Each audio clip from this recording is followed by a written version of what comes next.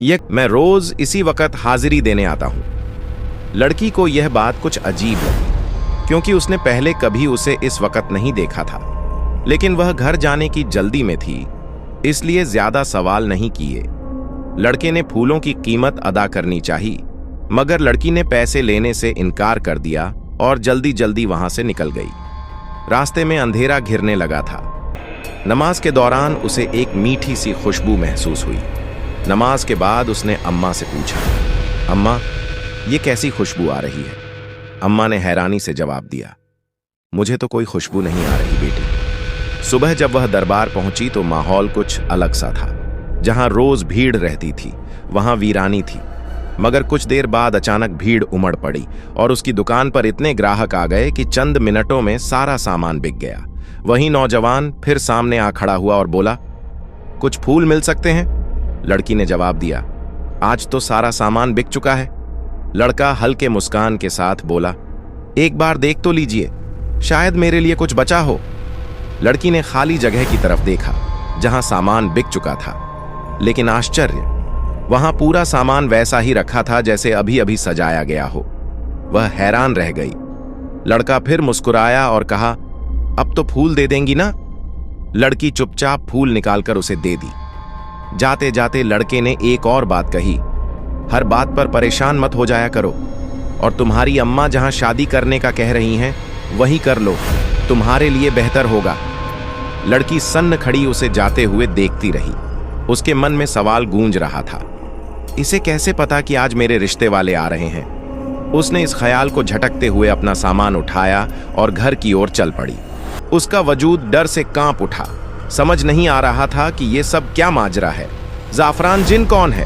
वह घर पहुंची तो देखा कि उसकी नजरें झुकी हुई थीं। तभी एक औरत की आवाज आई, ये तो बहुत खूबसूरत है। उसके चेहरे पर हल्की मुस्कान आ गई। फिर वही औरत बोली, जाफरान, मैं तो देखती ही रह गई। लड़की ने सिर उठाया और स्तब्ध रह गई। वही लड़का जो रोज मगरिब के वक्त फूल लेने आता था, उसके सामने बैठा था। उसके मुंह से अचानक निकल पड़ा, अम्मा, ये तो वही लड़का है। अम्मा और मेहमान हैरत से उसकी ओर देखने लगे। अम्मा ने पूछा, कौन लड़का फातिमा? फातिमा कुछ कह नहीं पाई। उसकी धड़कनें तेज हो गईं। वह खुद से सवाल कर रही थी, क्या ये वही जाफरान जिन है? फातिमा की सांसें जैसे थम सी गई थीं। उसके सामने बैठा वही रहस्यमयी नौजवान अब एक रिश्तेदार की तरह पेश बैठा था। वह कुछ भी समझ नहीं पा रही थी। उसकी आंखें बार बार उस लड़के की तरफ उठतीं और झुक जातीं। अम्मा ने उसकी हालत भांप ली, लेकिन मौके की नजाकत को समझते हुए कुछ नहीं कहा। कुछ देर बाद मेहमान उठने लगे। लड़के की मां ने फातिमा के सिर पर हाथ फेरते हुए कहा, बेटी बहुत सलीकेदार है, अल्लाह नसीब अच्छा करे। फातिमा की नजरें अब भी उस लड़के पर थीं। वह जाते जाते उसके करीब आया और हल्के स्वर में बोला, मां को मना लिया है, अब तुम्हारी बारी है। फातिमा का चेहरा शर्म से लाल हो गया। मेहमान रुखसत हो गए। अम्मा फातिमा के पास आईं और बोली, बेटी, कुछ बताना चाहती हो? फातिमा ने कुछ पल चुप रहकर कहा, अम्मा, उस लड़के में कुछ अजीब है। उसकी बातें, उसका आना, उसका जाना, सब कुछ अलग है। अम्मा ने हैरानी से पूछा, तू उसे पहले से जानती है? फातिमा ने सिर झुका लिया, फिर धीरे से बोली, वो हर रोज मगरिब के वक्त दाता दरबार आता है। और अम्मा, उस रोज उसने मुझे आवाज दी थी जब कोई आसपास नहीं था। उसने कहा था, अपना हिजाब ठीक करो। फिर अगले दिन जब सारा सामान बिक गया था, तब भी वो अकेला था जिसके लिए फूल बच गए थे, और अब वो मेरे सामने रिश्ता लेकर खड़ा है। ये सब कैसे मुमकिन है? अम्मा ने उसकी आंखों में झांकते हुए कहा, बेटी, कुछ लोग हमारी जिंदगी में इम्तिहान बनकर आते हैं और कुछ रहमत बनकर। हो सकता है ये लड़का उस रहमत का जरिया हो। और सजदे में जा गिरी, या अल्लाह, अगर वो तेरी तरफ से है तो मेरे लिए इस रास्ते को आसान बना दे। कुछ दिन बाद लड़के वालों की तरफ से निकाह की तारीख तय कर दी गई। सब कुछ बहुत जल्दी हो रहा था। फातिमा अब भी उलझन में थी, मगर उसका दिल गवाही दे रहा था कि यह लड़का कोई आम इंसान नहीं है। निकाह वाले दिन जब काजी साहब ने पूछा, क्या तुम जाफरान को कबूल करती हो? तो फातिमा चौंकी। उसने पहली बार लड़के का नाम सुना था, जाफरान। उसने नजर उठाकर देखा, वही मुस्कुराता चेहरा, वही सुकून भरी आंखें। उसकी जुबान से खुद ब खुद निकल पड़ा, कबूल है। निकाह के बाद जब सब लोग दुआओं में मशगूल थे, फातिमा ने हल्की आवाज में पूछा, तुम कौन हो सच में? जाफरान ने उसका हाथ थामते हुए कहा, मैं एक इबादत हूं, एक अमानत जो तुम्हारे लिए मुकद्दर में लिख दी गई थी।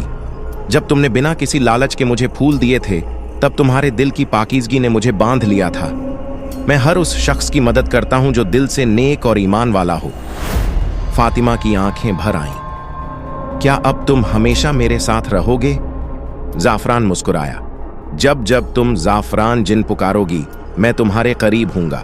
लेकिन अब मैं सिर्फ एक जिन नहीं, तुम्हारा हमसफर हूं, तुम्हारा महरम, तुम्हारा रक्षक। उस दिन के बाद फातिमा की जिंदगी पूरी तरह बदल गई। अब वो सिर्फ एक दुकानदार लड़की नहीं रही, बल्कि एक ऐसी औरत बन गई थी जिसके साथ था एक रूहानी साथी, एक जिन, जाफरान। इबादत में लिपटी मोहब्बत की यह कहानी हर उस दिल को महसूस होगी जो सच्चाई और पाकीज़गी से भरा हो। जाफरान जिन पार्ट 2। रहमत की राह निकाह के बाद फातिमा और जाफरान की जिंदगी सुकून से भर गई थी, मगर यह सुकून ज्यादा दिनों तक ठहरा नहीं। एक रात जब दोनों मगरिब की नमाज पढ़कर बैठे ही थे, जाफरान की आंखों में अजीब सी बेचैनी दिखाई दी। फातिमा ने पूछा, क्या बात है, तुम इतने परेशान क्यों हो? जाफरान ने चुपचाप आसमान की तरफ देखा और धीरे से बोला, रूहानी दुनिया में हलचल मची हुई है। किसी ने एक मासूम पर जादू करवा दिया है, मुझे वहां जाना होगा। फातिमा ने फिक्र से उसका हाथ पकड़ा। मैं भी साथ चलूं? जाफरान ने प्यार से उसके सर पर हाथ रखा। तुम्हारा मकाम अब मेरी ताकत है, लेकिन वहां जो लड़ाई है वो सिर्फ मेरी दुनिया की है। तुम यहां रहो और दुआ करती रहो। रात के सन्नाटे में जाफरान गायब हो गया। फातिमा सजदे में गिर पड़ी और रो रो कर दुआ करने लगी। उसकी आंखों से बहता हर आंसू रूहों तक पहुंच रहा था। अगली सुबह दरवाजे पर दस्तक हुई। एक बूढ़ा फकीर खड़ा था जिसकी आंखें दूध जैसी सफेद थीं। उसने कहा, फातिमा बीबी, आपके शौहर ने मुझे भेजा है। फातिमा ने चौंक कर पूछा, आप कौन हैं? वो मुस्कुराया, मैं रमील, जिन्नात की बस्ती का दरवेश हूं। जाफरान ने कहा था कि अगर 2 दिन तक वो ना लौटे तो तुम्हें उसके वजूद का असली सच बता दिया जाए। फातिमा के दिल में हलचल मच गई। उसने रमील को बैठाया। रमील ने कहा, जाफरान आम जिन नहीं है। वो 7 जिन जातों के बीच एक समझौते से पैदा हुआ था जो इंसानों के लिए रहमत का जरिया बना। उसे सिर्फ वही इंसान देख सकता है जिसकी नीयत पाक हो और दिल ईमान से भरा हो। और तुम वो हो फातिमा। फातिमा के रोंगटे खड़े हो गए। क्या उसे कुछ हो तो नहीं गया? रमील ने कहा, तुम्हारी दुआओं की ताकत उसकी सबसे बड़ी हिफाजत है। अगर तुम चाहो तो तुम्हारी रूह को एक वक्त के लिए उसकी दुनिया में भेजा जा सकता है, मगर याद रखना, यह सफर आसान नहीं होगा। फातिमा ने बिना झिझक हामी भर दी। उस रात रमील ने तिलावत की एक खास आयत पढ़ी और फातिमा बेहोश हो गई। उसकी रूह जिन्नात की दुनिया में दाखिल हो चुकी थी। चारों तरफ धुंध, गूंजती आवाजें और स्याह परछाइयां थीं। फातिमा ने देखा, एक काले जादू का पेड़ था जिसकी जड़ें एक छोटे बच्चे की छाती में घुसी हुई थीं। जाफरान उस बच्चे को बचाने की कोशिश कर रहा था, लेकिन हर वार के साथ उसकी रोशनी कम हो रही थी। फातिमा चीख पड़ी, जाफरान! उसकी आवाज जैसे ही गूंजती है, पूरा माहौल थम जाता है। जाफरान ने देखा, फातिमा, तुम यहां कैसे? फातिमा ने बिना कुछ कहे कुरान की एक आयत पढ़नी शुरू की। वा कुल जा अल हक्कू वा जाहकल बतिल इन्नल बतिला काना जहूका। और कह दो, हक आ गया और बातिल मिट गया, बेशक बातिल मिटने ही वाला था। उसकी आवाज से रोशनी फैलने लगी, जड़ें जलने लगीं और पेड़ राख बन गया। बच्चा चीखते हुए उठ बैठा। उसके अंदर का जादू टूट चुका था। जाफरान की रोशनी फिर से तेज हो गई। उसने फातिमा की तरफ देखा और कहा, अब मुझे समझ में आया कि क्यों तुम मेरी तकदीर में लिखी गई थीं। फातिमा की रूह फिर से अपने जिस्म में लौट आई। वो जागी तो देखा रमील मुस्कुरा रहा था। अब तुम सिर्फ एक बीवी नहीं, एक रहमत बन गई हो। जिन्नात की दुनिया तुम्हें सलाम करती है। उसके बाद से फातिमा और जाफरान ने मिलकर उन लोगों की मदद शुरू कर दी जो जादू, बुरी नजरों और शैतानी असरात का शिकार थे। वो एक दुकान नहीं, अब एक रूहानी हिफाजतगाह बन गई थी, जहां अब भी कोई शाम को मगरिब के वक्त मदद के लिए पुकारता है, जाफरान जिन, और जवाब में हमेशा एक रोशनी चमकती है। जाफरान जिन पार्ट 3। झलराखा की वापसी। चंद महीने सुकून भरे गुजरे। फातिमा और जाफरान अब न सिर्फ एक दूसरे के हमराह थे, बल्कि वो इंसानों और जिन्नात दोनों की हिफाजत के लिए एक रूहानी जोड़ी बन चुके थे। हर शुक्रवार को दरबार के बाहर एक छोटी सी भीड़ लगती। लोग अपने दर्द, मसले और बीमारियां लेकर आते और लौटते वक्त उनके चेहरों पर राहत होती। मगर एक रात जब आसमान पर घने बादल छा गए और दरगाह की रोशनी भी मंद पड़ने लगी, जाफरान बेचैन हो उठा। फातिमा, उसे फिर से बुलाया जा रहा है। झलराखा। फातिमा का दिल धक से रह गया। वो तो सदियों पहले बंद कर दिया गया था ना? हाँ, मगर अब किसी इंसान ने उसे फिर से आजाद करने की कोशिश की है। जाफरान की आवाज में डर नहीं, लेकिन फिक्र थी। उसी रात रमील फिर आया, लेकिन इस बार उसके साथ 2 और जिन थे, साफवा और इज़बान। दोनों जाफरान के पुराने साथी और जिन्नात की रूहानी फौज के सरदार थे। साफवा ने कहा, झलराखा अब पहले जैसा नहीं रहा। इंसानी दुनिया के गुनाहों ने उसे और ताकतवर बना दिया है। अगर वो पूरी तरह आजाद हो गया तो जिन और इंसान की सरहद मिट जाएगी। जाफरान ने फौरन कहा, मैं उसे रोकूंगा, चाहे मेरी रूह ही क्यों ना दांव पर लगानी पड़े। फातिमा ने उसकी ओर देखा, तो मैं भी साथ चलूंगी। इस बार रमील चुप रहा। साफवा ने सिर झुकाया। अब वो अकेली इंसान नहीं रही, वो रूहानी रोशनी की वारिस है। उसे रोका नहीं जा सकता। झलराखा की गुफा लाल ज्वालाओं, धुआं और चीखों से भरी हुई एक भयानक जगह। फातिमा और जाफरान जैसे ही अंदर पहुंचे, झलराखा की आवाज गूंजी, तो तुम दोनों फिर आ गए हो, प्यार की रोशनी लेकर मुझे मिटाने। फातिमा ने सामने देखा। झलराखा का शरीर अब इंसानी शक्ल में था, लेकिन उसकी आंखों में आग और सांसों में जहर था। जाफरान ने कहा, तेरा खेल अब खत्म है झलराख। लेकिन इस बार झलराखा अकेला नहीं था। उसके साथ एक इंसानी औरत खड़ी थी, माया, जिसने उसे फिर से जगाया था। माया एक तंत्र विद्या की मास्टर थी, जिसने अपनी बेटी की मौत के बाद इंसानियत से नफरत पाल ली थी। मैंने अपनी बच्ची को बचाने की भीख मांगी थी, मगर किसी ने नहीं सुनी। अब मैं दुनिया को जलते देखना चाहती हूं। फातिमा उसकी ओर बढ़ी। तुम्हारी बच्ची की रूह आज भी दरगाह के पास भटक रही है। वो रोशनी में जाना चाहती है, मगर तुम्हारी नफरत ने उसे रोक रखा है। माया कांप उठी। उसकी आंखों से आंसू बह निकले। वो मेरी बच्ची अब भी। जाफरान ने हाथ उठाया और दरगाह की रूहानी रोशनी गुफा में फैल गई। एक नन्ही सी रूह, मासूम, रोशन, वहां प्रकट हुई। माया बिलख उठी, मुझे माफ कर दो, मैंने अंधेरे का साथ दिया। झलराखा चीख पड़ा, नहीं, तुम मेरी ताकत हो, मत जाओ। माया ने खुद को झलराखा से अलग कर लिया।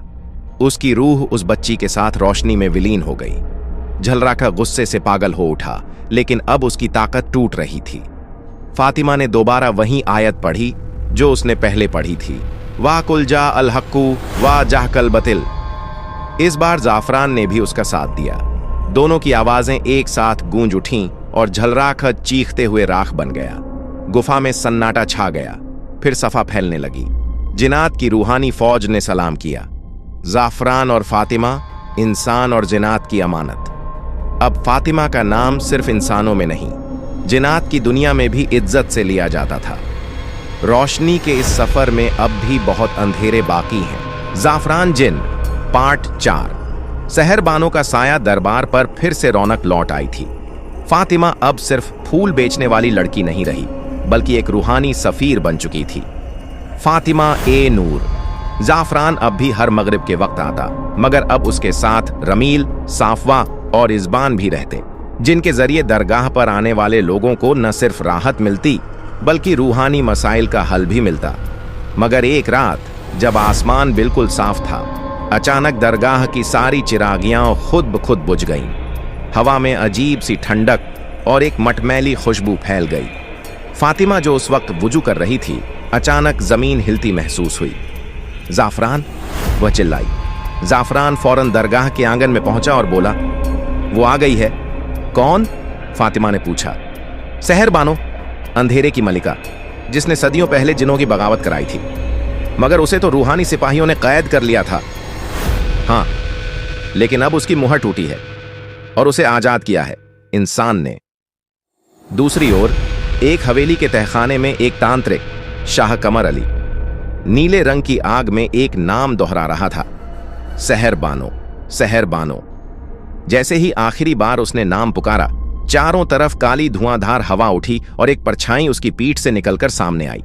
चेहरे पर नकाब, आंखें आग जैसी लाल और हाथों में चांदी की जंजीरें। तूने मुझे फिर बुलाया इंसान, क्यों? कमर अली हंसा। मुझे दुनिया पर हुकूमत चाहिए और वो तुझे आजादी, सौदा बराबर का है। सहर बानो ने गहराई से कहा, दुनिया अब अंधेरे के लिए तैयार है, लेकिन एक रोशनी है जो मुझे रोक सकती है, फातिमा। दरगाह के पास एक औरत की चीख गूंजी। लोग इधर उधर भागने लगे। एक बच्ची अचानक बेहोश होकर गिर पड़ी। फातिमा दौड़कर उसके पास पहुंची। उसकी आंखें खुली हुई थीं, लेकिन अंदर कोई रोशनी नहीं थी। उसकी रूह छीन ली गई है, रमील ने कहा। जाफरान ने बच्ची के माथे पर हाथ रखा। यह सहर बानो का काम है, फातिमा ने गुस्से से कहा। अब वक्त आ गया है जब मैं रूहानी अलम थामूं। रूहानी अलम सौंपा गया। दरगाह के सबसे पुराने तहखाने में, जहां सिर्फ 4 हस्तियां जा सकती थीं, इंसान, जिन, फरिश्ते और वली। फातिमा जब अंदर गई तो एक उजली रोशनी में एक पुराना हाथ एक धातु की अंगूठी उसकी ओर बढ़ा रहा था। अब तुझे रोशनी की मिसाल बनना होगा बेटी। ये अंगूठी तेरी ताकत भी है, तेरी जिम्मेदारी भी। जैसे ही अंगूठी फातिमा की उंगली में पड़ी, उसकी आंखों में तेज चमक उठी। वह हवा में तैरने लगी। उसके सिर पर नकाब चमक उठा। अब वह फातिमा नूर से रोशनी की मुंतखब नायब बन गई थी। आखिरी सीन इस पार्ट का, एक वीरान मकबरा जहां सहर बानो तख्त पर बैठी है और एक नकाब पोश फकीर उसके सामने है। फातिमा अब रुकने वाली नहीं है। सहर बानो मुस्कुराती है। फिर उसे रोकने के लिए मुझे अपनी सबसे अजीज चीज कुर्बान करनी होगी, मेरी बेटी को, जो अब उसी के शहर में रहती है। फकीर चौंक जाता है। तुम्हारी बेटी इंसानों के बीच? सहर बानो की आंखें चमकती हैं। हाँ, और उसे ही मैं फातिमा के खिलाफ मोहरा बनाऊंगी। जाफरान जिन पार्ट 5। 2 चेहरों वाली लड़की फातिमा को सहर बानो की चाल की भनक तक नहीं थी। दरगाह की रौनकें फिर से लौट आई थीं और लोग अब उसे सिर्फ फूल वाली फातिमा नहीं, बल्कि फातिमा ए नूर के नाम से जानने लगे थे। मगर वहीं शहर के दूसरे छोर पर कॉलेज की एक आम सी लड़की एलिना अपनी जिंदगी से परेशान थी।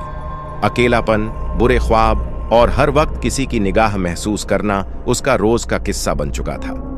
एक दिन क्लास के बाद जब वो अकेली लाइब्रेरी में बैठी थी, तभी उसके सामने एक बुजुर्ग औरत आई। सफेद लिबास, मगर आंखें अजीब तरह से चमक रही थीं। तू बहुत खास है एलिना, तुझे पता भी नहीं तू कौन है। एलिना चौंकी। आप कौन हैं? औरत मुस्कुराई। मैं वो हूं जो तेरी माँ की सच्चाई जानती है। मेरी माँ तो बचपन में ही चल बसी थी। नहीं, तेरी माँ जिंदा है, और वो कोई आम औरत नहीं, वो सहर बानो है, जिन्हों की मल्लिका। एलिना ठहर सी गई। ये कोई मजाक है? औरत ने हवा में एक गोला बनाया जिसमें सहर बानो की छवि नजर आई। ताज, जंजीरें और वो लाल आंखें। अब वक्त आ गया है कि तू अपना असली रूप पहचाने एलिना। तुझमें वो ताकत है जो किसी और में नहीं। इधर दरगाह में फातिमा को एक चिट्ठी मिली जिस पर लिखा था, रोशनी को अंधेरे की औलाद से लड़ना होगा, पहली परीक्षा जल्द आएगी। जाफरान ने चिट्ठी पढ़ते ही कहा, वो आ रही है। कौन? फातिमा ने पूछा। सहर बानो की बेटी, एक जिन और इंसान की औलाद। वो आधी रोशनी है, आधी अंधेरा। फातिमा का दिल धड़क उठा। तो अब मेरी लड़ाई किसी शैतान से नहीं, बल्कि एक भोली जान से होगी, जिसे शायद खुद नहीं पता कि वो क्या है। रात। एक और खौफनाक मोड़। एलिना पहली बार आईने में खुद को देखती है तो उसे अपनी आंखों में हल्की नीली चमक नजर आती है। उसके हाथों से खुद ब खुद आग निकलने लगती है। वो डर के मारे चीखती है और तभी पीछे से वही औरत कहती है, ये सिर्फ शुरुआत है।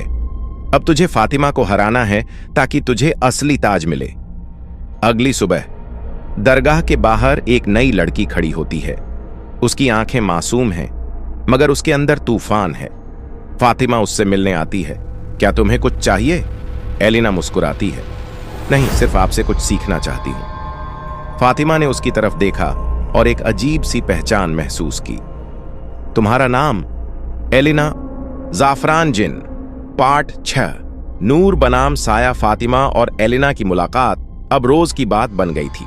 दरगाह में आने वाले लोगों की मदद के बहाने एलिना हर रोज फातिमा के और करीब होती जा रही थी। फातिमा को उस पर अपनापन भी महसूस होता, मगर जाफरान हमेशा कुछ अनकहा सा महसूस करता। एक शाम जब फातिमा अकेले बैठी थी, तभी जाफरान आया और धीरे से बोला, उसकी रूह 2 हिस्सों में बंटी हुई है फातिमा, आधी इंसानियत, आधी शैतानियत। तुम्हें उसके करीब रहना चाहिए, लेकिन होशियार भी रहना होगा। फातिमा ने सर हिलाया। मैं जानती हूं वो मेरे जैसी नहीं है, मगर मैं चाहती हूं कि उसे सही राह मिल जाए। उसी रात एलिना एक सुनसान कब्रिस्तान में पहुंची। वहां एक पुरानी मजार के अंदर से आवाज आई, क्या तुम अब भी उलझन में हो? हाँ, मुझे समझ नहीं आता कि मैं क्या हूं, मगर जब मैं फातिमा के साथ होती हूं मुझे सुकून मिलता है। अंधेरे से सहर बानों की परछाई निकली। सुकून नहीं, धोखा है वो। फातिमा तुझे मिटाना चाहती है, क्योंकि अगर तू अपनी ताकत पूरी तरह जान गई तो तू उससे आगे निकल जाएगी। एलिना की आंखें चमकीं। क्या मैं इतनी ताकतवर हूं? तू साया की मल्लिका है। अगर तू चाहे तो पूरी दुनिया को रोशनी से आजाद करा सकती है। अगले दिन दरगाह में हंगामा हो गया। एक आदमी चिल्लाता हुआ आया, मेरी बेटी पर कोई साया है, किसी ने उसकी रूह बांध दी है। फातिमा दौड़कर उसके साथ गई, मगर जैसे ही उसने बच्ची की आंखों में देखा, वहां अजीब सी काली परछाई थीं। ये कोई आम जिन का काम नहीं। तभी एलिना पास आई और बिना कुछ कहे उस बच्ची की तरफ देखा। चंद सेकंड में बच्ची की आंखें साफ हो गईं। लोग ताली बजाने लगे। किसी ने कहा, एलिना भी फातिमा जैसी है। फातिमा मुस्कुराई, मगर उसके अंदर एक दर्द उठा। अब लोग उसकी जगह एलिना की तरफ देखने लगे थे। रात को फातिमा ने मजार के पास बैठकर दुआ मांगी, या रब, अगर वो मेरी जगह लेने आई है तो उसे हिदायत दे, और अगर उसे रास्ते से भटकाने वाला कोई है तो मुझे सच्चाई दिखा दे। उसने आंखें बंद कीं। तभी एक अजीब सपना आया। सपने में सहर बानो और एलिना दोनों एक तख्त पर बैठी थीं और फातिमा जंजीरों में जकड़ी हुई थी। सहर बानो बोली, अब रोशनी को साया निगल जाएगा। और एलिना ने आंखें उठाईं। वो वहीं एलिना थी, मगर चेहरा साया में बदल चुका था। फातिमा की नींद खुल गई, पसीने से तर। अगली सुबह दरगाह में एक नई कशमकश शुरू हुई। फातिमा ने एलिना से पूछा, अगर तुम्हें यह बताया जाए कि तुम जिनकी बेटी हो और तुम्हारे अंदर 2 रूहें हैं, एक रोशनी एक अंधेरा, तो तुम क्या करोगी? एलिना रुकी। उसकी आंखों में आंसू आ गए। मुझे नहीं पता, मैं सिर्फ खुद को ढूंढ रही हूं फातिमा, मुझे खुद से डर लगता है। फातिमा ने उसे गले से लगा लिया, मगर दूर जाफरान एक दीवार से टेक लगाए बस एक ही बात बुदबुदा रहा था, तू चाहे जितना भी करीब लाओ फातिमा, याद रखना जब साया जागेगा रोशनी को परखना पड़ेगा। जाफरान जिन, पार्ट 7। साया का जागना। रात के तीसरे पहर फातिमा दरगाह के आंगन में बैठी थी। हवा में अजीब सी खामोशी थी और चांदनी में एक ठंडी कंपकंपी। तभी जाफरान आया, चेहरा गंभीर और आंखें फिक्र से भरी। फातिमा, अब वक्त कम है। किस बात का? साया जाग चुका है। एलिना अब अपनी असलियत के करीब पहुंच चुकी है। फातिमा का दिल धक धक करने लगा। दूसरी ओर एलिना अपने कमरे में एक आईने के सामने खड़ी थी। उसके पीछे अचानक वही सफेद लिबास वाली औरत उभरी। सहर बानो, अब और छुपने का वक्त नहीं। अगर तू चाहती है कि लोग तुझे कमजोर न समझें, तो अपनी पूरी ताकत इस्तेमाल कर। एलिना की आंखों से काली चमक निकली। उसके बाल अपने आप उड़ने लगे और उसके हाथों पर अजीब निशान उभर आए, साया के निशान। मैं एलिना नहीं, साया हूं। सहर बानो मुस्कुराई। तू दोनों है, मगर अब तुझे तय करना है किस तरफ जाना है। अगली सुबह दरगाह में एक अधेड़ उम्र का आदमी चीखता हुआ दौड़ा आया, मेरे बेटे पर किसी जिन का कब्जा है, प्लीज मेरी मदद करो। फातिमा और एलिना साथ चली। बच्चे की हालत बेहद खराब थी, आंखें उलटी, हाथ कांपते हुए। फातिमा ने बिस्मिल्लाह पढ़कर उसकी ओर हाथ बढ़ाया। मगर तभी एलिना ने आगे बढ़कर सिर्फ एक निगाह से बच्चे को ठीक कर दिया। भीड़ चौंकी। एक बुजुर्ग बोला, अब ये लड़की करामाती है। फातिमा के हाथ रुक गए और दिल में हल्की सी टीस। उसी रात फातिमा ने जाफरान से पूछा, क्या मैं पीछे छूट रही हूं? क्या लोग अब मेरी नहीं सुनेंगे? जाफरान गंभीर होकर बोला, लोग वो देखते हैं जो दिखता है, लेकिन हकीकत वो होती है जो नजरों से नहीं, दिल से जानी जाती है। फातिमा ने गहरी सांस ली। तो अब क्या करना होगा? जाफरान ने आहिस्ता से कहा, तैयार रहो। अगली चांदनी रात को साया पूरी तरह जागेगा और तब या तो एलिना फातिमा को भुला देगी या उसे मिटा देगी। अंत में एक झलक सहरबानो एक गुफा में बैठी है। उसके सामने जलता हुआ दिया और 3 नाम हवा में तैर रहे हैं, फातिमा, एलिना, जाफरान। वो जोर से चीखती है, अब मुकाबला शुरू हो। अब नूर और साया की आखिरी लड़ाई होगी। जाफरान जिन, पार्ट 8, चांदनी। रात का इम्तिहान। पूरा शहर चांदनी में नहाया हुआ था, मगर उस रात की रोशनी में कोई राहत नहीं थी, जैसे आसमान भी किसी आने वाले तूफान से डरा हुआ हो। फातिमा ने वुजू किया, 2 रकात नमाज पढ़ी और अपना हिजाब कसकर बांधा। आज की रात कुछ अलग थी। उसका दिल गवाही दे रहा था कि कोई बड़ी आजमाइश उसका इंतजार कर रही है। उधर एलिना, उसका कमरा अंधेरे से भरा था। बीच कमरे में एक दायरा बना हुआ था, काले धागों, स्याही और धुएं से। उसके माथे पर वही अजीब सा चमकता निशान उभर आया था जो साया की पहचान था। सहरबानो उसकी पीठ के पीछे खड़ी थी, फुसफुसाते हुए, आज की रात अगर तूने अपना इम्तिहान पास कर लिया तो तू अंधेरों की रानी बन जाएगी। एलिना की आंखें बुझ रही थीं। मगर फातिमा, सहरबानो ने ठंडी मुस्कान के साथ कहा, अगर तुझे वाकई कोई रोक सकता है तो वही है, इसलिए उसे मिटा दो। दरगाह में जाफरान और फातिमा ने मिलकर एक हुजरा साफ किया, एक पुरानी तिजारत जहां पहले बुजुर्ग अलम लेकर बैठते थे। फातिमा ने वहां बैठकर कुरान की तिलावत शुरू की। जाफरान ने कहा, तेरा नूर अब उसकी ताकत को कमजोर करेगा। जब वो आएगी तुझे रोकना नहीं, बचाना है। फातिमा ने धीमे से पूछा, अगर मैं नाकाम रही तो? जाफरान की आंखों में एक उदासी सी झलक गई। तो मैं मजबूर हो जाऊंगा उसे खत्म करने के लिए। चांदनी चरम पर थी। दरगाह की दीवारों में दरारें पड़ने लगीं, हवा में धूल और अजीब फुसफुसाहटें भरने लगीं। और तभी एलिना आई, मगर वो नहीं रही। उसका चेहरा अजीब चमक से भर गया था, बाल बिखरे हुए और उसकी आंखें पूरी तरह काली।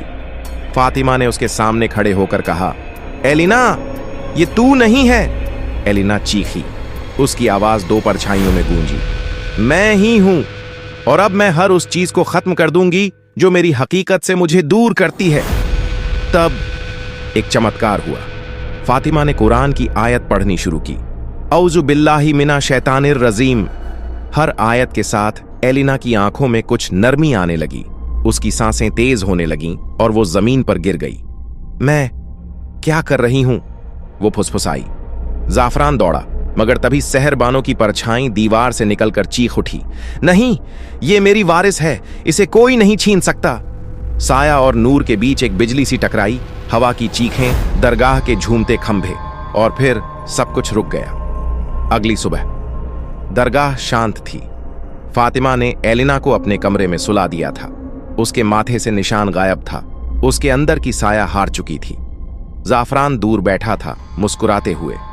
तू जीत गई फातिमा, अपने नूर से, अपने सब्र से। फातिमा ने उसकी ओर देखा और धीमे से कहा, अब बस एक दुआ बाकी है कि एलिना को उसकी असली पहचान मिले और साया कभी लौट कर ना आए। इस रहस्यमयी और रूहानी कहानी का यह था एक और दिलचस्प मोड़। क्या साया वाकई खत्म हो चुका है? क्या फातिमा की रोशनी अब हर अंधेरे पर भारी पड़ेगी, या फिर सहरबानो की छाया फिर से लौटेगी? ये सब जानने के लिए इंतजार कीजिए अगले एपिसोड का। अगर आपको ये कहानी पसंद आई हो तो लाइक करें, शेयर करें और चैनल को सब्सक्राइब जरूर करें ताकि आप कोई भी हिस्सा मिस ना करें। नीचे कमेंट करके जरूर बताएं कि आपको अगला एपिसोड किस अंदाज में चाहिए और क्या फातिमा और एलिना फिर से आमने सामने होंगी। जाफरान जिन की कहानी में फिर मिलेंगे एक नए मोड़ के साथ। खुदा हाफिज।